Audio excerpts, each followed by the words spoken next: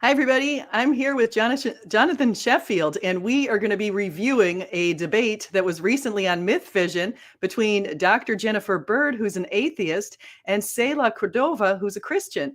And we found the debate to be really great, and we thought that there were a lot of good points made. And so we're going to listen to a small portion of the debate because it was 3 hours long, and we're going to offer our opinions on it.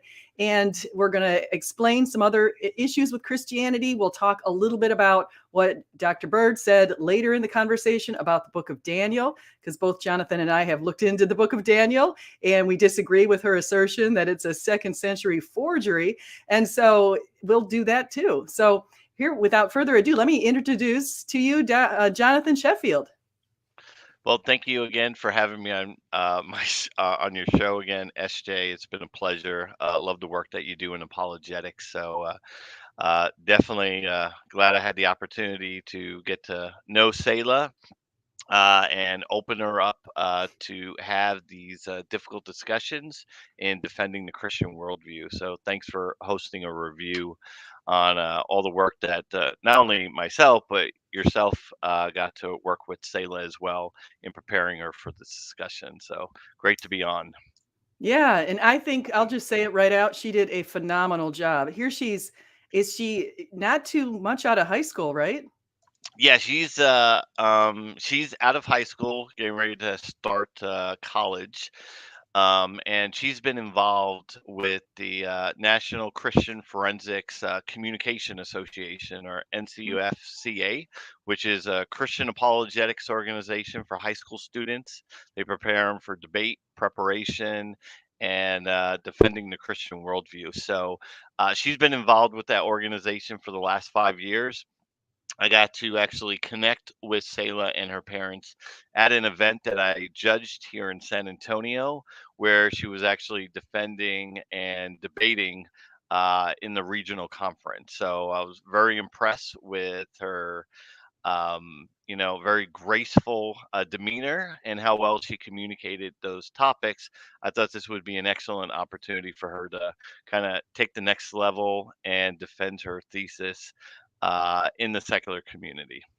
It's so funny because I didn't realize exactly how young she is until later. I thought when I was talking to her with you that she was in her early 20s. She's not that she looks old, but she just carries herself so well. Yes, she just, I think she's getting ready to turn 19 pretty soon. So, Hmm. but I think one of the things is she has had a very good education growing up. And I think this organization she's participated in the last 5 years has really prepared her to sit down and have these discussions with an academic like Dr. Bird. Yeah. Yeah, so let's go ahead and excuse me. Let's go ahead and get this going. So I want to say hi to everybody in the chat before we do. I saw Suze a little while ago, Taking Back Eden, Craig Reed, and James Apperson. And yeah, she's only like about 18 years old, Craig. It's unbelievable. You said 19 or 18? It was what you just said. Christian 18, Carpenter, yeah, Jamie Russell. she's 18, so she's about to turn 19 here It's pretty amazing. soon. Yeah, and Dog on Fire says, "Nice to see a non-male exclusive debate." It is one of those things. There's so many more male apologists, Christian apologists online, at least from what I can see, than there are females, and so it's unusual, really, to see a female. Okay, so let's go ahead and get this going. So here we go. Oh, actually, I'm going to do a full screen here. There we go. Make sure her voice is nice and loud. I'm going to be watching the chat to make sure that you guys can hear everything properly here too. So here we go. And works there, right? And so the thing about this is it does make it applicable to everyone. People in power can get on board with these ideas. It puts it into, I talk about it usually in terms of it puts it into a spiritual realm so that you can be wealthy and still embrace this worldview. You don't. Now, I wanted to comment on that, and I wanted to see, Jonathan, what do you think about that? She basically saying that the Christian worldview is something that appealed at the time to the Greeks, the Romans, the pagans, all those people, and even the rich people were on board with it. Do you think that squeezing a rich man, it's easier to get into heaven by squeezing a camel through a needle? If you're a rich man, it's easier. How does it go? Easier to get to heaven than for a rich man to squeeze a camel through a needle, or whatever that saying is. I'm not saying it right. Yeah, no. Yeah, this idea that they embrace these ideas doesn't reconcile with history. We know during the Diocletian persecution, he tried to purge this particular worldview from the Roman Empire under Maximus II. Right after Diocletian, they ran a huge propaganda campaign to eliminate the Christian worldview from their societies. They started introducing that literature into schools. And as we talk about later with the book of Daniel, if we look at Porphyry, who was an academic intellectual of that time, who advocated for a more Platonic philosophy, he was very against the Christian worldview.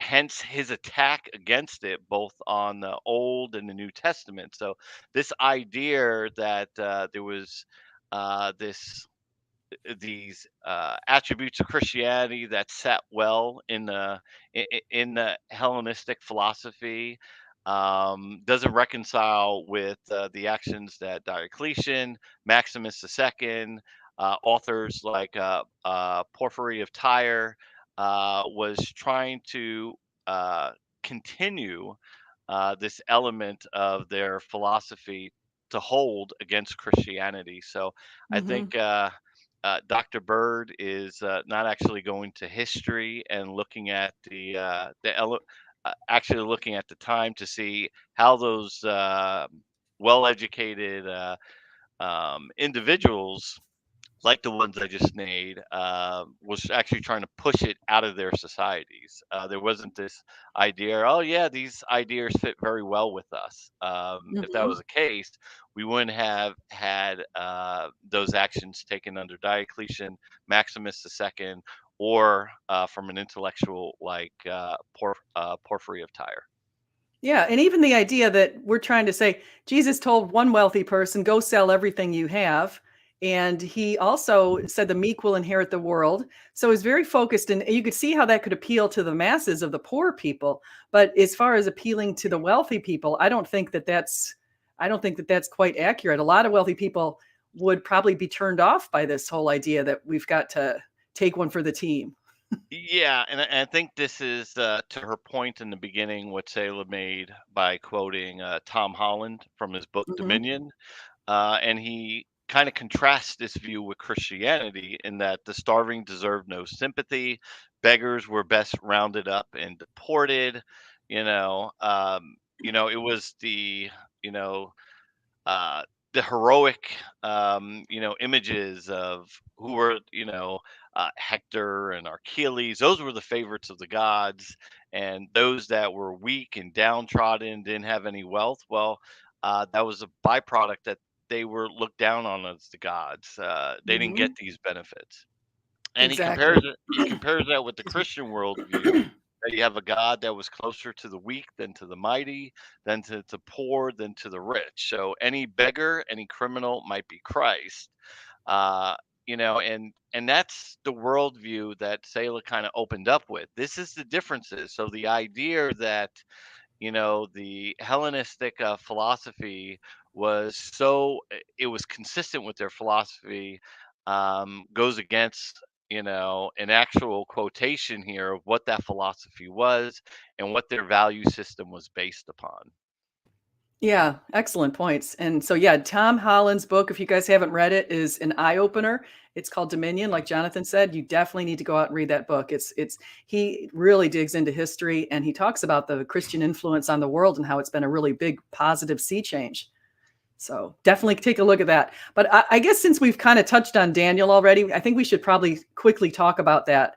Because later in the video, and I don't recall if it's Jennifer who initiated this, but somewhere it came up that Daniel is a forgery from the 2nd century. And we have a bunch of reasons to doubt that. And so and you and I have both been on debates and talked to people about that. So I'll let you go first if you want to share some of your key reasons why Daniel is not a 2nd century forgery.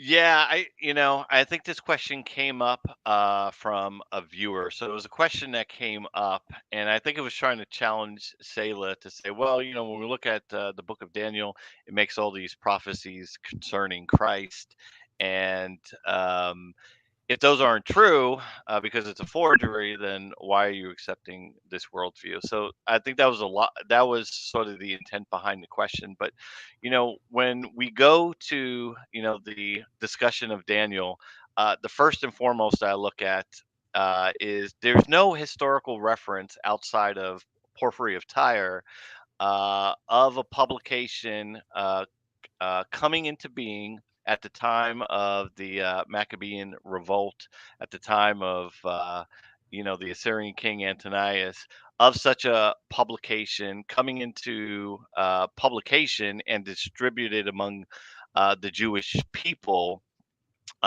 under those priests at that time. There's just no reference in any of the literature. We do have writings of the Maccabees in the sense of that particular history. Josephus writes on that particular period, and there's just no historical reference of such a work coming into publication at that particular time. And for that alone, uh, we have no historical reference outside of Porphyry, and he doesn't name any particular person. So that's the first point. I think the second point, that we look to is that the Jewish canon was closed after the time of R.C. Xerxes. We don't see any of these Hellenistic works that came into this time period. Let me just jump in there real quick. So Yes, Porphyry was around 285 AD. So people need correct. to know that. They also need to know that the Artaxerxes was around the 5th century BC. So Josephus told us that the canon was closed. Josephus also told us that Alexander the Great was shown by the Jewish people the part that references him by Daniel the prophet. And so we've got that coming in there. And of course, Alexander was around 332 BC. And so those are just a couple. I just want to quick pad what you said, but keep going. Yeah, no, and that's an excellent point.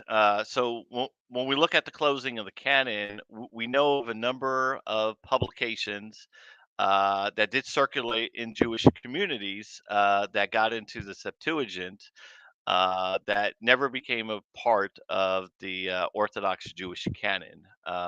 So to say something like the Book of Maccabees that is held in high regard in Jewish communities, that became a yearly festival to kind of celebrate their triumph over the Macedonian army, or the uh, uh, uh, at that time, and doesn't make it into the canon, but the Book of Daniel does, which really showcases after this time nothing came in. And the other part that SJ brings up is we do have a historical report that was published in the ancient world that does speak to the Book of Daniel being shown to the Alexander, the Macedonian king, which would explain why Alexander does not take Jerusalem. The whole area around there was conquered, with the exception of Jerusalem, which goes to a point that if the Jewish God via the Book of Daniel was shown, a king like Alexander would not insult a god that had predicted his victories, which explains why the Jewish people held a very unique honor among Alexander and his people during his time. So that's another public reception that we can document of the Book of Daniel in that particular time. So, and do you want to add some stuff, SJ, on there? I'll just really quickly so we can get back to the debate, but because I know we kind of I wanted to detail this, and I think you guys need to know this, but we want to also get to the debate. But I just wanted to say language, very fast, is the idea that Daniel's written in the same languages as Ezra, and Ezra is a companion to Daniel. It's basically the Aramaic language in there, Imperial Aramaic, that's consistent with 6th century BC.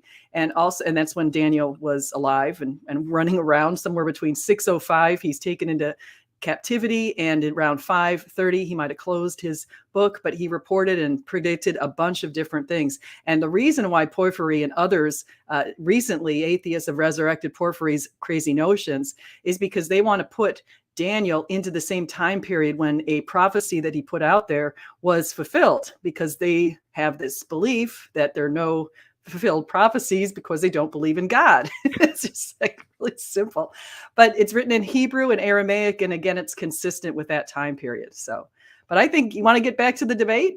Yeah, let's get back to the debate they had. Awesome. Here we go. You're not offended by what Jesus's words are because you're not focusing on Jesus' words that denounce economic exploitation.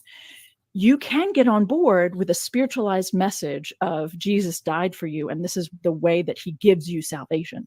So, it's a unifying kind of an idea in the 1st century and early 2nd century. Yeah, that people can get on board with that. When Constantine came along and said, all right, you guys, you're about to split my empire because you're disagreeing about this guy Jesus that you worship. Let's get together and decide what you actually believe about this man so that my empire doesn't split. It was entirely driven by politics and power to do that kind of a thing. Real quick, if I may, I just want to let you know, Selah, please feel comfortable interjecting, because Dr. Bird is exciting and she would not be obviously disrespected. I'm saying to allow yourself to do that, because I don't want to feel like I need to jump in. If there is something you feel like you want to press, feel free to press. Thank you. That's, but you're having a conversation. So I just want to let you know that. That way I think that was pretty kind of Derek. He noticed that it was hard for Selah to get a word in edgewise. Yeah, Derek did want to make sure that, and I think he kind of was preparing for this during the conversation, to make sure that she had a voice. Selah is very cordial in the sense that she's not going to interrupt the conversation. But he did say at the beginning of the debate he wanted to make sure everyone everyone did have an opportunity to kind of share their thoughts, make sure that each side gets to represent their views and ask questions. Obviously, Dr. Bird is a speaker, and you want to make sure that Selah had her voice in the conversation as well. So definitely appreciate that. And Susan's pointing out that we skipped Nero. So there are actually a lot of other kings that unfortunately we have. Emperor Trajan is one also. Of course, we had the writing to him from Pliny the Younger. So there's evidence there. We also have Nero. We have Domitian. So there were definitely some other ones who were busy attacking Christians. So yeah. And I think one of the points of bringing up Diocletian and Maximus II is their proximity to Constantine. So, when we're coming into the 4th century, we see what the pagan world was trying to root out Christianity from their culture, because they understand it was having an influence. So right at the same time, I mean, yeah, obviously Nero, Trajan, Domitian, but at the verge of this happening with Constantine, it wasn't only a unity issue. And I think one of the points that Dr. Bird is trying to bring up is the spiritual message. Well, that message, of Christianity was quite different from what we see in the pagan societies. They understood that the body was the sepulcher of the soul. This idea that, the Christian God was the maker of heaven and earth. This idea of a sort of bodily resurrection did not sit well with them. We see what happened when Paul, preached this concept, at Mars Hill, how the philosophers were totally against that particular idea. So this idea that they would have joined in on the spiritual unity isn't correct. I agree. So, she does have to establish a historical basis for these particular ideas, and we have enough literature to understand that this wasn't a spiritual, because they didn't look at the material world in the same way that Christians did. So it'd be hard for them to take on this view.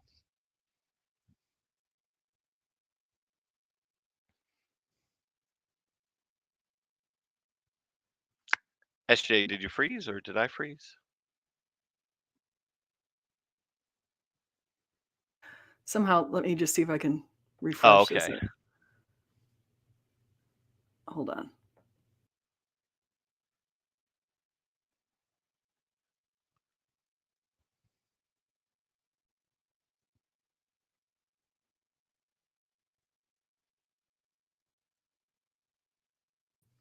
Hopefully this is better. Is this better? Okay. Yes, that works much better. Sorry, I hate when that happens. Let me share the screen again, try to get this back. I had a question up here. Do you see this question from Jamie? Yeah, why he thinks Daniel 8 uses two different Hebrew words translated leading up to the 70. That I would have to look a little more into. Yeah, and that I get don't know either. I'll have to Yeah. look. So So Jamie, you I'll follow up separately on that particular question. good. Okay, yeah, I'll follow up on that too. And so, because that is an interesting question, I hadn't even looked at that either. All right, so let's get back to this debate. Here we go. Make sure it's got the volume. Don't have to work too hard, if that makes sense. Thank you. I appreciate it. Yeah, so to hop in here real quick, Dr. Yeah, Bird. please. Yes, so when we're talking about it, I don't think so the answer to your question, if I'm understanding, or answer to my question, if I'm understanding correctly, is because the Christian worldview was more unifying. We had a more unified culture with Christianity. The beliefs that Paul pulled together did appeal to more people. Yeah, because he pulled from Greek and Roman religious traditions and their ideas that already existed. So the origins of Christian theology are actually pagan. And I actually think that's important to note, given the several times you referred to pagan ideas in a negative way. And pagan, this is when it gets beautiful for Selah's response. So here we go. Just like your opening, that Christian theology was actually primarily pagan, and then becomes Christian because of the tradition. So okay, so to hop in there on the whole Sure. idea that pagan is wrong. So infanticide of killing innocent infants or throwing out mainly baby girls out to the crows, that's okay? Or what's your thoughts about that? great one. No, that isn't. But I'm trying to talk about a much larger picture than just the way a group of people handled killing baby girls. We have had people in the last century doing the same thing because of population issues and the way they chose to handle it. I'm not a fan of infanticide. Not my intention. What I think is important to raise is when you do raise some important points, right? That this idea of death exposure, right, of infants that people don't want to care for, right? That's horrific. And yet it is a thing that some societies or some groups of people actually have to do because they don't have the means to care for certain people. I'm not trying to say it's right or wrong. I'm trying to say that in this conversation, you have chosen some very specific points, and I'm interested in a bigger picture, which is that you have sided with a patriarchal worldview, for instance, that does promote procreativeness. I think we need to comment on this. What do you think, Jonathan? Yeah. Working with Selah on these particular points is, what she was trying to do is that there was a much different value system, and when we talk about the differences between the two different worldviews. This is what these actions are a byproduct of their particular worldviews. Um, so it's interesting, when we talk about infanticide. This was part of both the Greek and the Roman civilizations, and it came about because weakness, deformity, not being a viable member of society or be able to contribute to the state was looked down on. These aren't the people that we wanted in our society. The whole Christian concept is we're all created in the image of God and that all life is sacred. Exactly. And this, and very early on in Christianity, we have this testimony, understanding that, these Christians had lived in those societies for, hundreds of years. So we understand what this old world looked like. Obviously, population, you know, limits that they had in the ancient world that, well, we just can't care for people. So people like women or girls we didn't want, we would just throw them away. Those that were deformed, we're not going to want to be able to care for. It's going to take too much effort to do so. Let's get rid of them. Yeah. This is primarily a Christian idea that comes out that we're all created in the image of God. For the And Christians started rescuing them. yes, and this was the thing, this whole foundation of taking in the children that had been thrown out, because this is what you get with the Christian worldview, not with the Roman and Greek societies. And part of what Selah was trying, I guess pagans weren't male. They were male. I know Craig. He's making this point. They were male-dominated societies, but they're on that point. They created the patriarchy to provide for the family and take care of them.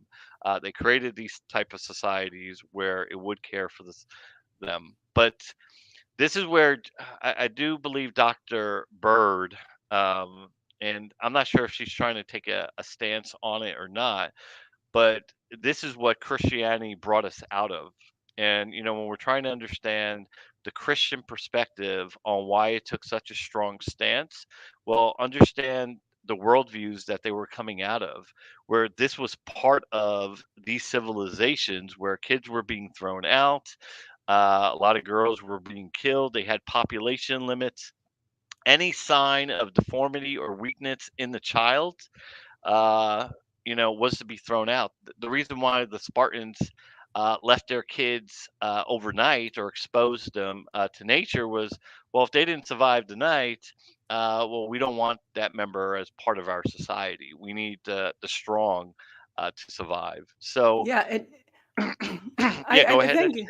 I agree. I don't want to, I was just agreeing with you. But the other thing is that you have to notice here that I think is really interesting is what Jennifer is saying is she is saying something that's a political view that we see going on right now from the left. And it's this idea of population control, and the women have bodily autonomy, and people have bodily autonomy, and individual choice takes precedent over a human life in some cases if you can justify the fact that you couldn't afford the baby or you couldn't do something like that. And so it's a very similar view, and that's why she's not being really hard on the infanticide going on today.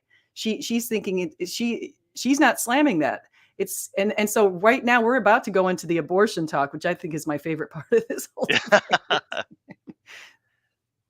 You want to add anything? Yeah, I'll probably raise some comments once she goes through the abortion piece. But yes, she is. I think Dr. Bird understands.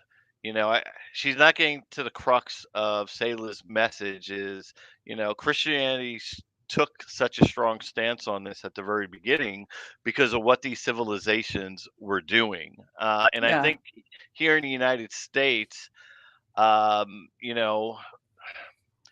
we're so detached from what these ancient civilizations, who were great in many respects, but this was part of their society. So once we get into this subject where I think Jennifer starts talking about mitigating circumstances, you know, um, you know, what this opens up societies to, and does this lead us back to those old worldviews that opened up all these practices in their society?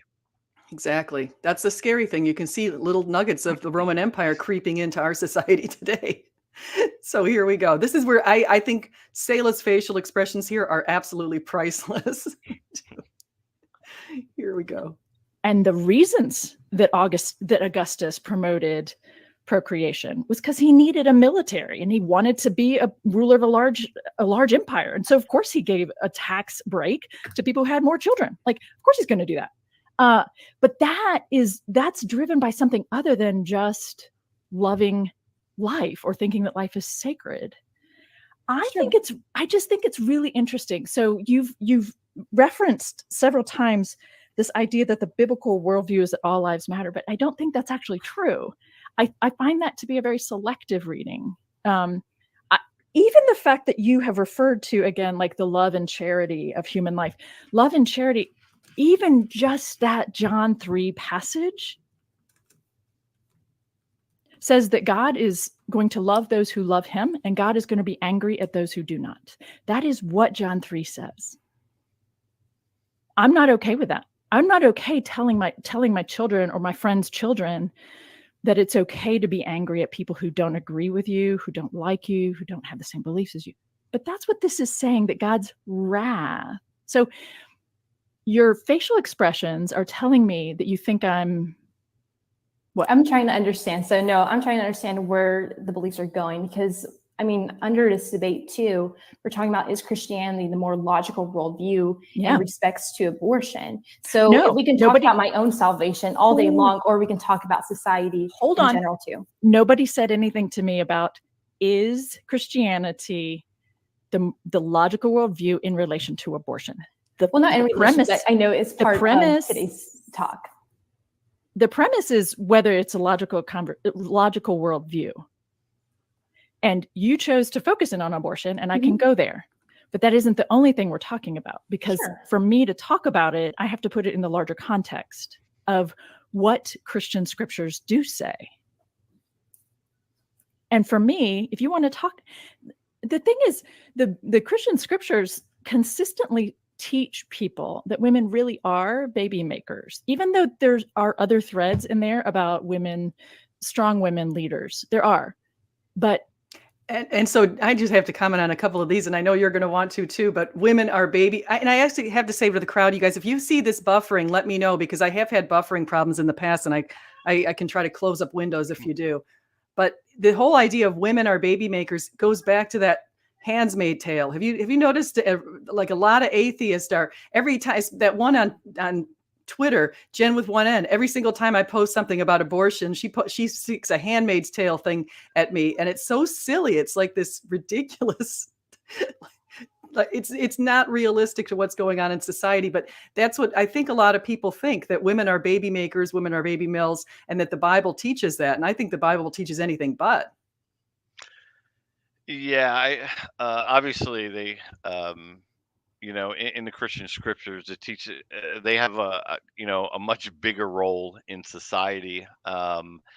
It's interesting to hear her thought process. I think this is where Dr. Bird is trying to make it more a theological discussion, looking at some of the interpretations. And this is where I think Selah is trying to push back. And we're promoting a particular worldview, especially leading into the abortion discussion, on trying to give her context to why Christianity took a very early stance on these particular issues. And in her opening, now I know Dr. Bird goes to Augustus, and that's from one of the quotes that Selah brought out, that most of these societies, I mean, the Greek and the Roman worldview, they did believe in a sort of procreation, of traditional, Go forth and multiply. Yes, and obviously, Caesar Augustus, understand that he rather promoted procreation as opposed to abortion and infanticide for the good of the state. So, and these values aren't against what Christians talk about. So when we talk about, uh, creating a healthy life and a great society with this value system. It goes for not only the individual, but the state, the economy, in the society that we want to create for ourselves. Hmm. And I think what Dr. Bird is missing is part of Selah's opening in bringing about great leaders in ancient history is they did weigh in on these particular topics, and they did have concerns about a number of practices in their societies which they felt were to the detriment of their societies. And this is something that, obviously the Christian worldview brings on too, but there's other factors that we have to look at apart from our own individual view on this issue. There's other things at stake that they thought was important. And I think this is where Jennifer Bird is trying to get away from. Why not understand what these ancient civilizations had to say on these matters, which explains why they came over to the Christian worldview, because they understood that there was a number of problems in their societies as a result. So the Christian view made sense for them because they already had concerns about a number of these practices that were occurring in their society for over 600 years. So they had enough time to really vet through the issue, and Christianity, when it came on scene, made the most sense for them. Yeah. Yeah. And it's just Christianity explains it helps the weak, the meek will inherit the world. It gives you a lot of hope. And also just the Genesis 1:27 that you touched on earlier, this idea that we're made in the image of God, and it gives each and every human a sacred value. And that's something that I think some people today are getting away from, especially when we're about to get into the abortion talk. And I can't wait till you guys hear this, because it's really pretty crazy. It's in the wake of Roe v. Wade. Of course, that happened, I think, after they had their debate. But in the wake of Roe v. Wade, people are pretty hyped up about this topic for sure. All right, so here we go. There are more and extended stories about women, because of the context, because of the time, because of all the different reasons that ancient context-wise demand, but we see women really upset when they're not able to provide children for their family. Women who talk. We still see that today, don't you think, Jonathan? Yes. I think there's a lot of women. I read somewhere it's about 10 to 12% of women are unable to have kids. And that's tragic. And I think that speaks to this whole abortion thing. For every child put up for adoption, private adoption here in the United States, there's 36 couples waiting. Just want to get that little nugget out there. All right. And the other thing with women, just to mention really quickly, let's never forget that the very first person to find out that Jesus was going to be arriving on this planet when he did was Mother Mary. The 4 women were the first to the empty tomb. And so that was certainly a great honor. And Jesus really treated women quite well for his time, don't you think? Yeah, and I know Selah goes into this point a little bit uh, later on in the conversation. She talks about all these passages where women's are getting roles that they didn't previously have in society. I think we see at the beginning in Genesis 1:26 that males and females are created with kind of equal dignity and for the purpose of shared authority. That male or female, Christian kind of what we see in 2 Timothy 1:16, that they're given all these gifts, which is different than we saw in some of the other ancient societies. So it's very important that and Selah does go into this about promoting the role of women in these societies from a Christian understanding, and how much shared authority that they have that they didn't have before. Hmm. I was just thinking, I think Jennifer is probably the epitome of the modern day feminist too. Given from what some of her thoughts are about women and women working, and women's work should take precedence over an unborn child, for example. That's very similar to the way that the people were thinking in the past. Yeah, and once again, I think what's happening here, probably in the United States is, a lot of these ideas are new in the sense of here in the United States. It's taking on a sort of new, maybe um, something that maybe they can latch on to, and it goes back to this idea that here in the United States, I would say we're very detached from what ancient civilizations actually look like. And this is why I think in building this argument, we want to take it back to the ancient world to really show what life was like, not Hmm. only for, infants, but for women and what these societies were actually promoting. And here in the United States, we haven't had enough time to really understand what the repercussions for some of these ideas are. Hmm. And I think a lot of these pagan civilizations had many years to understand what effects that they saw had on their societies for some of these practices that they wanted to bring into their society. So, I think this is where, it's relatively new, and we may not understand. It's new, but you know what I wanted to say, the reason I was saying that is because it goes way, way back. It goes back to the Canaanites, because the Canaanites would sacrifice their children in the hands of the Baal, the god Baal or Melech. They would sacrifice their kids by burning them to death, and they thought that would give them better crops. And so that's what's consistent with what we see today with this feminist movement. Yeah, and I think there's these. I think there's.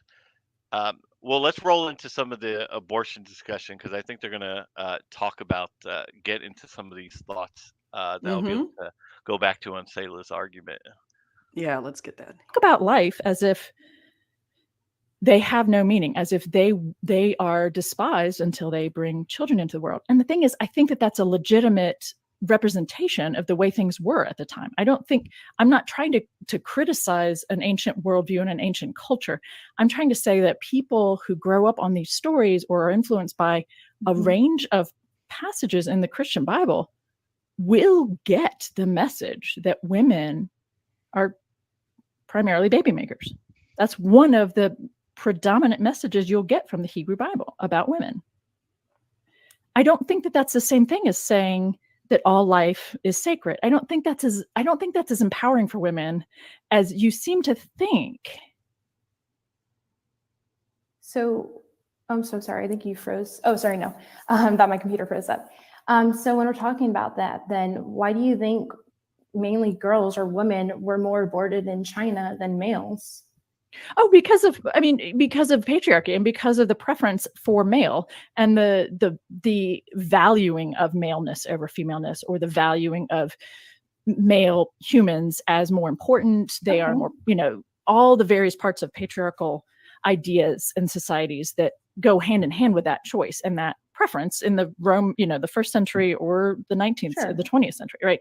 Sure. I don't, So China isn't a Christian worldview, though. They're not a Christian society, right? I'm not sure what your point is with that. Well, I think Yes. You want to say that? Yeah, we can look at civilizations. Obviously, the Communist Party, which obviously oppresses Christianity, it doesn't operate under a Christian worldview. No.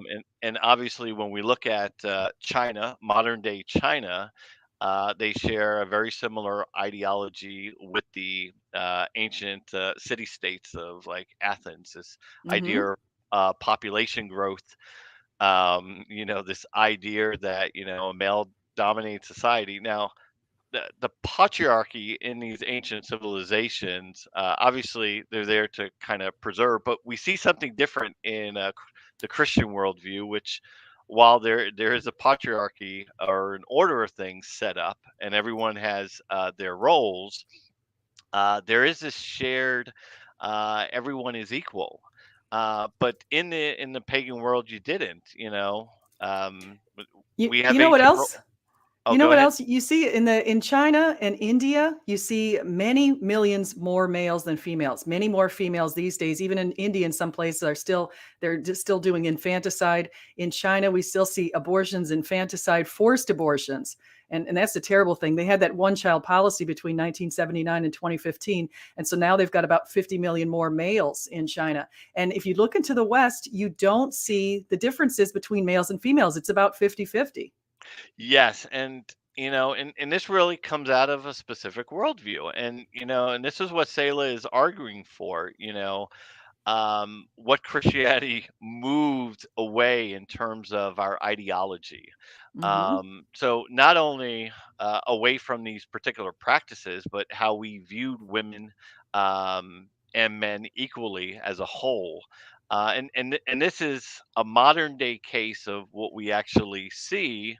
A country as big as China taking a specific worldview and its impact on its society, because there's a big generational problem right now in China, because they don't, what will the next generation look like? And one of the points that Tertullian, the early Christian apologist, makes is the Greeks had these concerns too with you know infanticide and these population limits, and aborting your women because you wanted the male offspring. uh, these become problems for the state. And I think China is seeing this right now, because they're sort of having this generational crisis of what is our civilization going to look like. So Yeah. these ideas impact obviously the state level, and that's some of the stuff that's weighing into the conversation. It's not only, it doesn't only impact the individual, but it has large consequences on the state. And this is why in the Greek world, they kind of looked at, I know Cicero kind of expounds on this, when a woman does do an abortion, he looked at it as, depriving the state of its rightfully lawful citizen, Mhm. and this is why we see Caesar Augustus promoting, because they understand it did have consequences to the state as a whole when we engage in this. And this is one of the things that I was hoping Dr. Bird would pick up on, is there's a bigger issue in this conversation apart from just the individual standpoint. Is our society taking all these other things into consideration? Where I believe the Christian worldview does. It's trying to promote a much greater society for people. And are we looking at the bigger picture of this question? Yeah, yeah, great response. I think I want to jump on there with the China thing too, as people haven't thought about this. When you have a society where you're only allowed to have one child for a very long time, you invest everything that you have into that little child, and you really care about the child. The child is not going to have, after time, aunts, uncles, cousins, anything like that, because there's no brothers or sisters. So imagine in a society that's really low trust. China's been known to be a very low trust society that spies on its own citizens. It's got all kinds of surveillance techniques and uses social credit points when you report on each other and that kind of thing. So it's very low trust. And you don't even have the extended family that you would trust generally. And so it's really awful place. So just wanted to, okay, so here we go. We can agree that from the evidence that I brought up regarding what was said during the early Roman and Greek empires, and even what the British Reporter said in 2008, so the 21st century, that it's Christianity that's helping out with the charities or orphanages, or even orphanages for those girls and women who would have been later aborted or killed, correct? I don't know about what services people are providing for women, for children who would have been aborted. I know that there are a lot of orphanages in this world. I know there are a lot of children who do not have homes. And that, in my opinion, actually backs up the larger premise that I think is important about the conversation of terminating unplanned pregnancies. When there are so many children who are not being cared for already, why is it important to force a person to bring another one into the world if that person, the pregnant person, can't care for them? Okay. Like, why is that more important? Forcing a pregnant person to carry to term, why is that more important than looking at the picture and saying, oh my gosh, this, I'm just going to say, this person is in a place in their life where she can't bring to term because her work right now is too overwhelming for her. She is not going to be able to gestate, so she's going to terminate this pregnancy. Why is that wrong? Should we let Selah answer before we discuss? Yeah. Let her chime in. Yeah, great. Okay, here we go. Sure. So if I were to answer back with a question, then should every child in the orphan care or into foster care be killed, or should every prisoner be? That's not an equal response. I'm asking you why.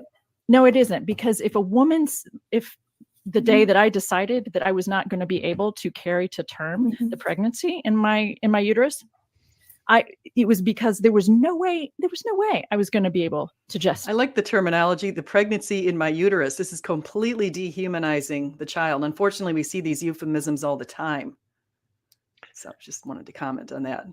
Yeah, I think Bird is going down, a point. I know Selah and I kind of talked about this. In the ancient world, this was understood. They understood that societies, or there were concerns about women not having the economic means to support the child, or society as a whole to support these particular children. And it comes out of that same idea that the same thing for the reason why they would inspect the child as soon as it come out to see, okay, how much support are we going to have to give this child if it's deformed or it's defective. We don't want this to be a burden on society, and that's why they were getting rid of it. And I think what Dr. Bird is missing is we're connecting the ideology. The ideology is, we're looking at the ancient world, and they had a specific reason for why they didn't want to care for these particular kids, because they were going to be burdens on society. They didn't want to have to deal with any mental or physical defects of the child, or our child that wasn't going to be a byproduct. That's why they did it right at the very beginning. And they would inspect these children, have the family look, okay, this isn't going to work. Let's get rid of them. Because they are not going to be contributable members of society. And this is why, from what they had, once it came out, they were able to do it. So it really, it goes to that same ideology. And I think that's where Dr. Bird is not connecting. We're trying to make a distinction in the ideology, the thought process. So when she talks about, the economic means here, they understood that in the ancient world, but there's a different course of action that we can actually take in there. And this is why the Christians stepped up to care for those kids very early on, to show that they are wanted, they will be cared for, and this is why they stepped up to do it. Yeah, and I want to throw out some other facts that are out there. There's what I've been studying lately is a pregnancy. Well, actually, before I get into that, to mention, just in case you jumped in here, there are 36 couples in the United States waiting for every child that's put up for adoption. So we do have a need for kids. If people can just carry them to term, if they can't take care of themselves, there's definitely options.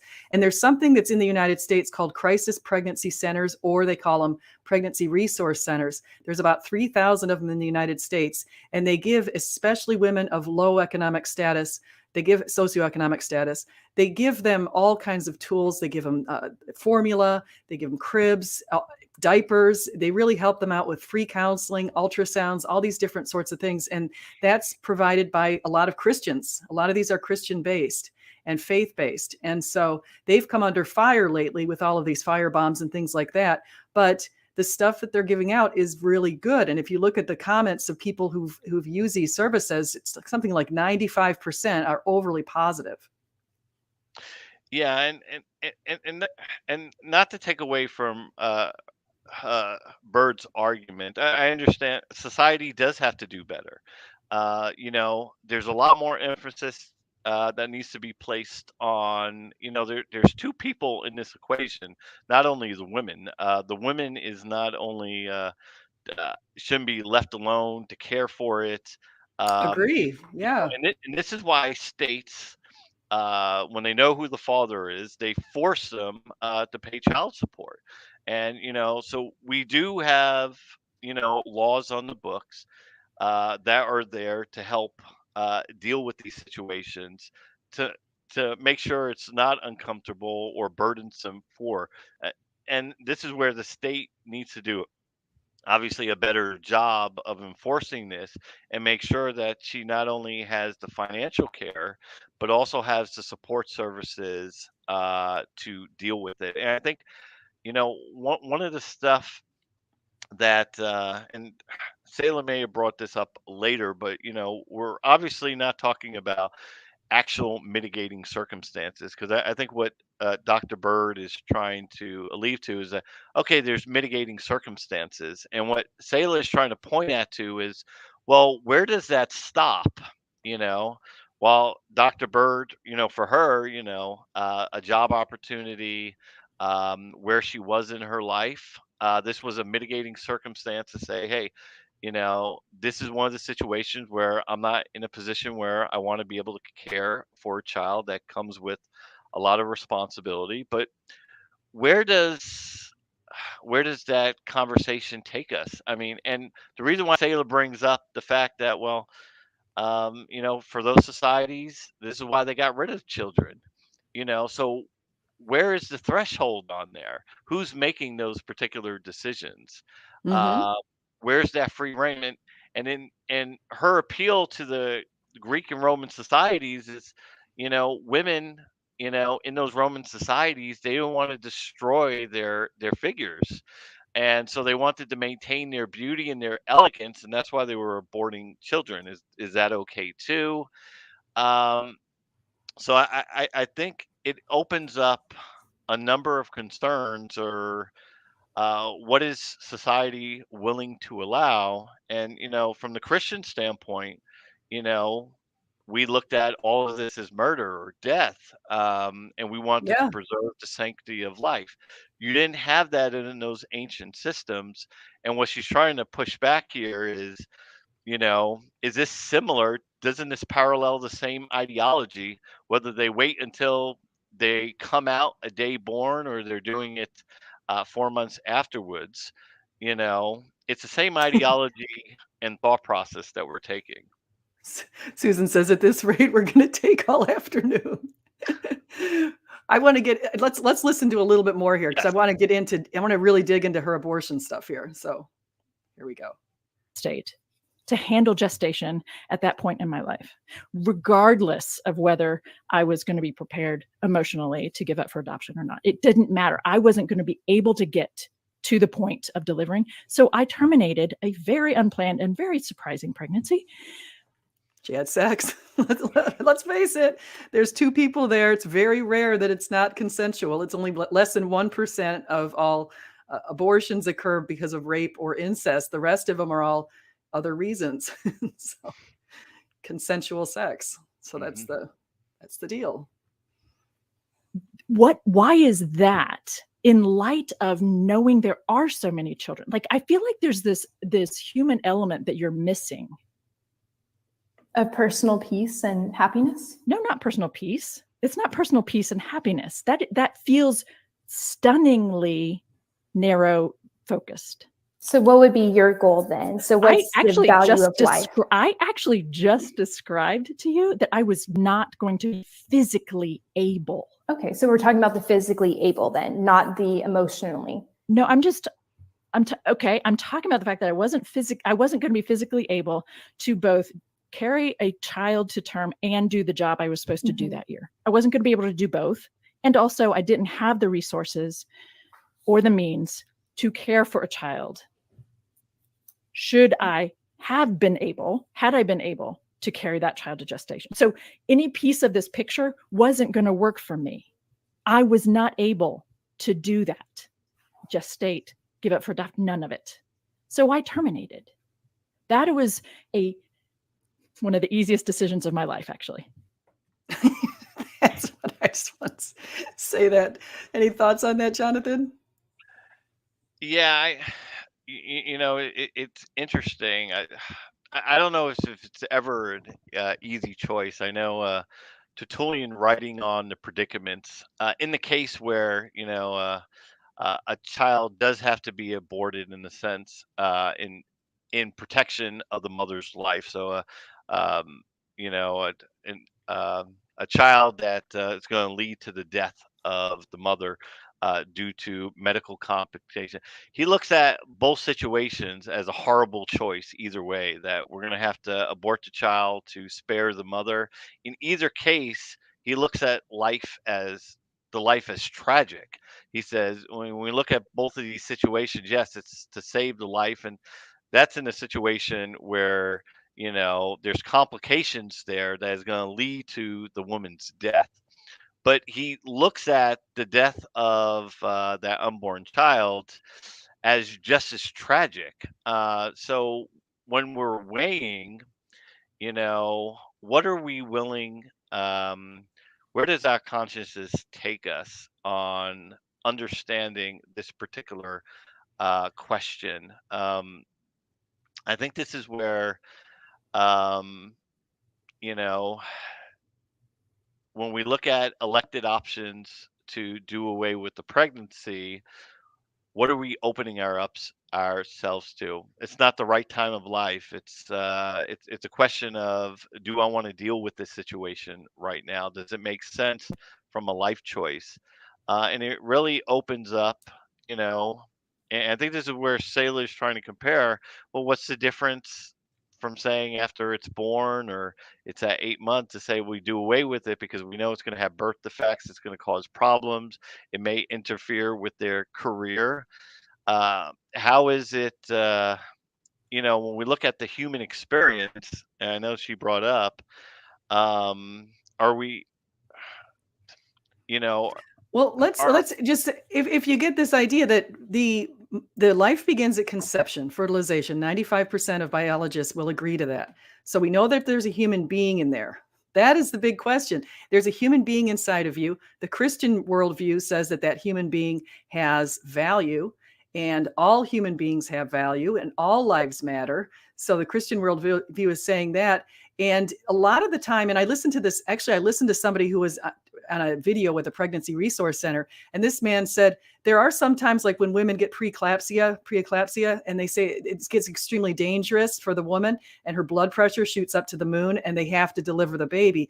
But a lot of times he said he's delivered preemies in those cases. They might have to induce the baby to come out, but the baby can survive. And so that's the thing. A lot of women would still kill the babies in those instances and still get the abortions that they want at the third trimester. And that's what I think is something that's morally egregious, but we're seeing in some states like New York. yeah, and it's, and we do have to deal with the humanity of, the entire process. And I think what, from looking at Bird's statement is, the ancient world did factor this in and they were trying to understand the humanity of it. I think in her opening rebuttal, she's like, well, Selah, the quote you did, you went to a bunch of guys or males on those comments, but they were looking at the question just like we are now. Whether we agree with Aristotle or not, um, he did understand that let abortion be procured before sense and life had begun, and what may or may not be lawfully done in these cases depends on the question of life and cessation. So, he even understood, while he supported infanticide and having viable members for the state, he did understand that, what restrictions or regulations in his society need to take this question into consideration. And this is the point that I think Selah is trying to get her to grapple with. Yeah. is, Aristotle understood it as a question of life and cessation. That's where he's looking at when it should be done. Dr. Jennifer Bird is looking at it at a lifestyle choice. And, the Romans obviously had issues with those lifestyle choices where women would go ahead and procure abortions due to lifestyle choices. Tertullian speaks about it in the societies as well. Women didn't want to have to deal with burden. So he says, on his discussion of chastity, well, given that this is a lifestyle choice and you want to maintain it, is it better to pursue a life of chastity than to have to entertain the idea of putting an infant to death when it's going to preclude you from this particular lifestyle? That there's obviously actions that we can take in a society to prevent this from having to become an option. Hmm. And I think this is where Dr. Bird is not actually dealing with Selah's actual argument. And the point of her making a number of references to great voices in history that actually dealt with this was you're only looking at it from one perspective. And why do we have a number of these ancient great minds?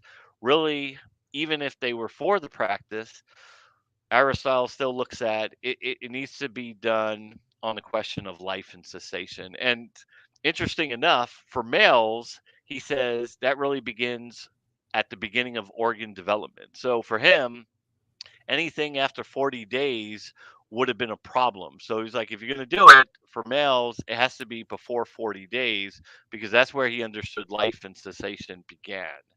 Hmm. So a view that people would say, oh, less than 6 weeks, that's horrible. Well, one of the great ancient minds, that's how he understood this question should be looked at. Interesting.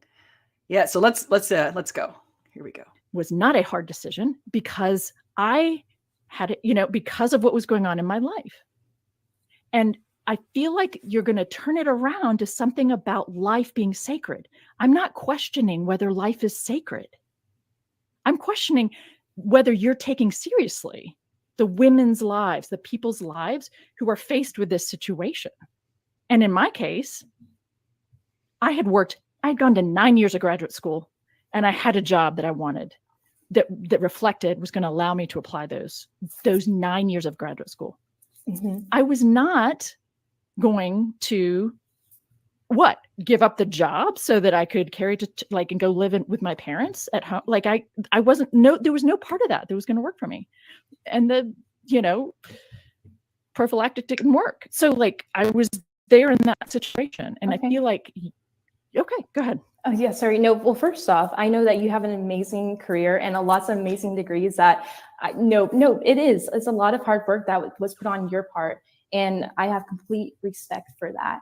Now, when you talked a little bit about how sacred of life and whether or not we should determine that or not, I think we could both agree, just wanted to get a yes or no of that life begins at conception, the 95%?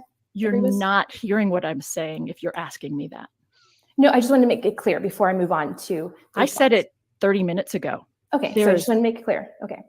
So we both. I already said it, and it's offensive that you are saying it that way. Yes.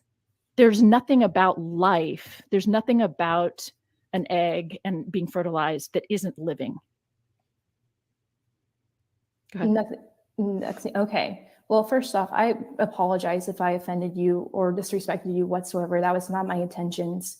And so second off, for when we're looking down the road, if we were to place it in a different environment, so let's say there's a 20-year-old or a 17-year-old mom who was living on government assistance. Her family told her to abort the child. She simply did not have the means to care for her child. So her family and friends were encouraging her to abort the child. It was just out of the kindness and love that they had for her. They wanted something that was better for her. But let's say she chose to carry the child through. And yes, she did have to struggle during the beginning years, especially. Is that life any more or any less valuable because of the mother's financial security or because of where she was at her point in her life?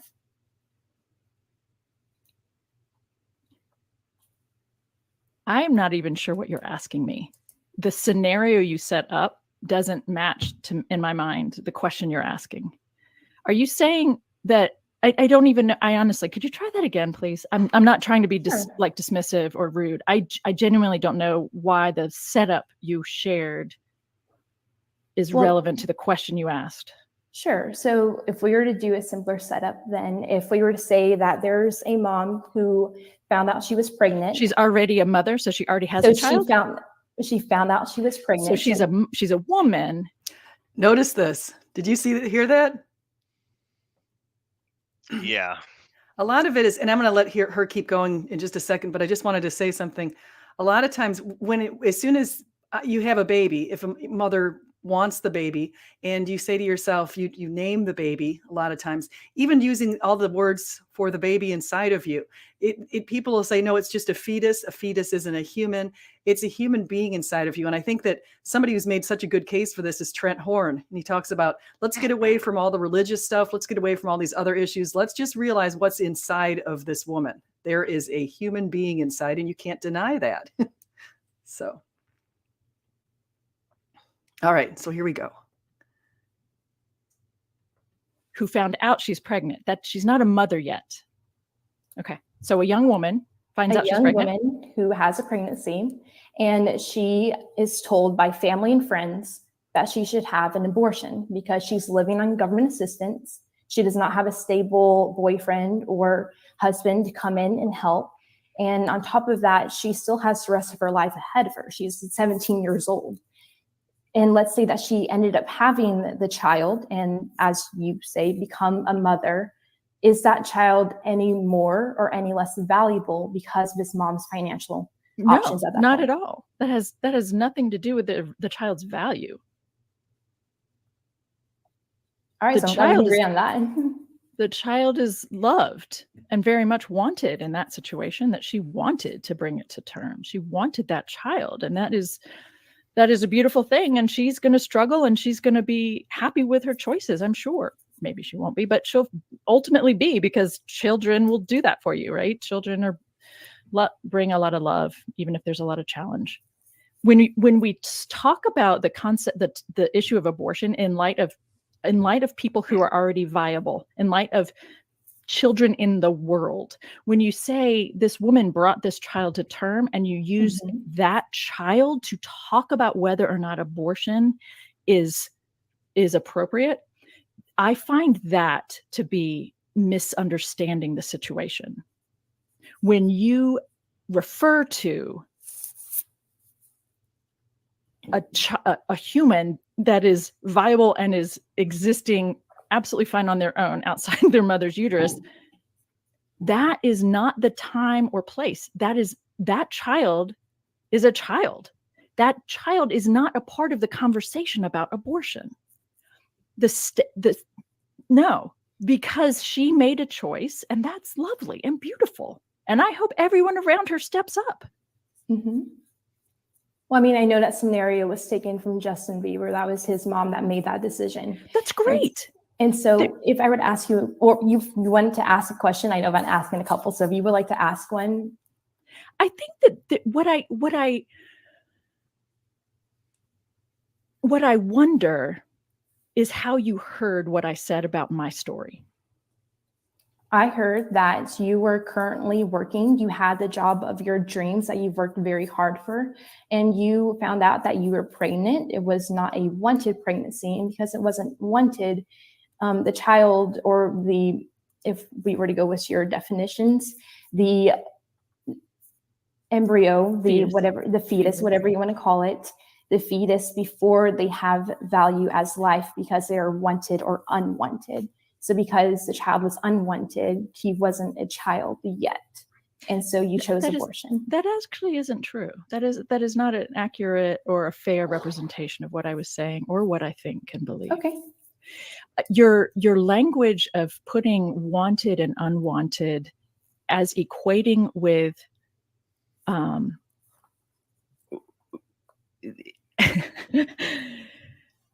equating whether or not a person, in my case, a woman, is able to care for a child. I was not able. So I did not bring that child into the world. That, in my opinion, and in the opinion of countless Christians, was the responsible thing for me to do.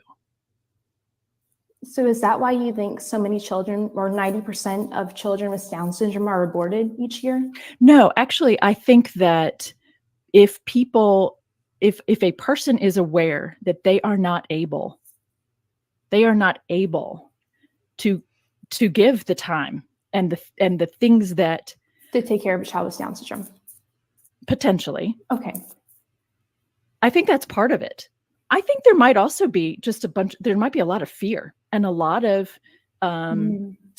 misunderstanding of what the life of a Down syndrome person can be like. I think there's a lot of things going on there that are just that might be about a form of selfishness and fear and misunderstanding because of, I mean, I don't have people close to me, but I know people with Down syndrome children, right? And I know the joy and the love and the delight that they are and that they bring to their family, right? But here's the interesting thing, in my opinion. I love the author Jodi Picoult because she takes on, she's not a Christian, but she takes on really important topics and addresses them. Okay, so that was about as far as I wanted to get into this. But we should probably, do you have any thoughts or comments or anything else we should talk about from what they've been saying with this? Yeah, I think, I know she's trying to use a case in point on, trying to frame the question about responsibility, bringing in a child to society that she cannot care for. The sort of the end justifies the means, and I think this is where Dr. Bird is going with that. What is the byproduct of carrying a pregnancy to term in this particular circumstance? Is it going to result in a good life for the child? So there's a decision process that she's weighing individually to make that determination if she wants to bring it to term or not. I think, and it really goes back to an ideology, that, in the ancient world they understood. The Christians have a very clear definition of what our role and responsibility for our actions are. So I think Dr. Bird is trying to get away from, this moral question. What are the mitigating circumstances where, what is the justification for taking these actions? And for her, I wasn't in a good place in my life. And Selah I believe Selah is trying to really bring this back to this ideology that the thing about the Christian worldview is it kind of help purge humanity or society as a whole from these ideologies. And by bringing this back into our society, does this bring us back closer to paganism and that ideology? And she goes to Down syndrome. Well, we understand why people are aborting Down syndromes. They don't want to have kids like this. They want to have the perfect model. Well, the Spartans did too. This is why they exposed their kids, and any deformities were thrown out. They wanted to have the perfect, easy lifestyle. They wanted male heirs. That's why they got rid of the females. But these have consequences, and this comes from an ideology. And this is what society is becoming as a whole. Well, for each their own. We all have our different views on what that looks like. But when you have a society like that, does that become chaos? Does it begin to look like those ancient pagan civilizations? Not only are we sitting in the exact same place, but we're sitting in the exact same space. Yes, we have the same interior decorator. We coordinated. No, I did want to touch on what you just said, because you said something that they're very utilitarian. And it's interesting because when I've seen surveys and I've talked to atheists and debates and things like that, a lot of them are consequentialists or utilitarian with this idea that the ends justifies the means. And it goes against, it's different. There's the other framework that Christians tend to go with is a deontological framework that says that, yes, we have a moral duty to do what's right. And that if you took that framework and you applied it to having a baby, the moral duty is to have your baby. If you had sex, now, okay, that when you have sex, there's something that happens. Yeah. It's very possible that that's going to make a baby. So it's just, yeah, and this is where I know later on in the conversation, Dr. Bird had a question of, well, you made this statement, and she made a statement from Dostoevsky that says, without God, all things are permissible. At least in the ancient civilizations, obviously leading up to the time of the Enlightenment, everyone had this understanding of some, spiritual God or figure. So they all had this idea. And, the point that Selah was making, and which ties back to this argument, is, well, everything becomes permissible. So obviously, your moral justification or the end justifies the means is based on this perspective. But for all these others, it could be a number. For some people, I just don't want to have a child with Down syndrome. I don't want to go through the burdens of that. Some it's financial, some it's beauty. It's the same thing that they talked about in these ancient civilizations. The same things that's happening today is the same thing that happened in Rome and Greece, but they understood the impact that it had on their societies over hundreds of years. And I think here in the United States, we're starting just take on or embrace these ideas, especially probably from the 1960s on. And we don't see the consequences that it'll have on our generation, our society, the moral fabric.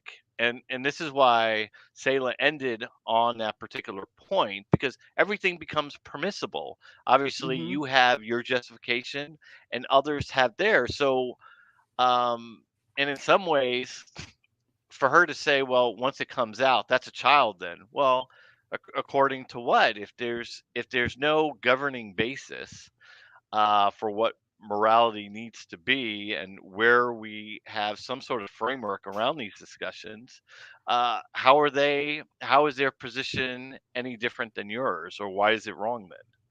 Yeah, and everything that they do is just to kind of piggyback on what you're saying with society and how society's kind of been corrupting a little bit since, especially since the 1960s, is what we're seeing right now is people they want to be their own gods. And so they decide if they want to start or end their lives. I've got an atheist on Twitter who keeps tweeting at me, telling me that he was going to go find somebody to euthanize him at some point because he's got some sort of disease, progressive disease, which is horrible. But this idea of euthanization, the idea of abortion, you're killing the child. It's everything is saying, God, no, you're not in charge. I'm in charge. I'm going to end my life, or I'm going to have this baby aborted, or I'm going to change my entire body. I'm no longer going to be a woman. I'm going to decide that I'm now identifying as a man. All of this is going in against Genesis 1:27. Yeah, So no, I agree. That's all. Yeah, and I've told you, I'll just tell one list in case people haven't heard the story. Most people have who follow my channel. But when I was having my second son, and it was at about 15 weeks, I went in to get an ultrasound and an amniocentesis. He had 2 soft markers for Down syndrome. And the technician said, oh, don't worry. When the results come back, if it's positive, which it actually turned out negative, but if it's positive, you can terminate the pregnancy. And I was absolutely horrified. I'd already named him. I'd already referred to him inside of me as my baby. I could see his little hands and his little feet. And that was the day I became pro-life. That was the day I decided there's no way, my husband and I decided there's no way this baby's going out of the world, in another way. We are bringing him into the world. And so that's that. I mean, geez, I think it's so sad that 90% of babies who have Down syndrome are aborted. That's terrible. Yeah, and it does go to the question of life and what values that they have. So, and and it really just goes back to that ideology. We understand why the Greeks and Romans committed infanticide on those. They weren't going to be viable members to the state. They would not lead to good heirs uh, for the families.